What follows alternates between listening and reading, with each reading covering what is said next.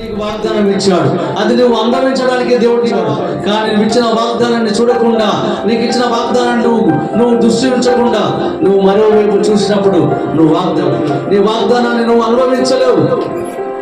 అందుకే ఈరోజు దేవుడు చెప్తున్నాడు, కుమారుడా, నా ప్రియ కుమార్తె, నేను మీకు ఇచ్చిన వాగ్దానాలన్నీ మీ శరీరానికి సంబంధించిన మాలిన్యమును, మీ ఆత్మకు సంబంధించిన మాలిన్యం నుండి మిమ్మల్ని మీరు పవిత్రులుగా చేసుకోండి, మీరు కడుక్కోండి.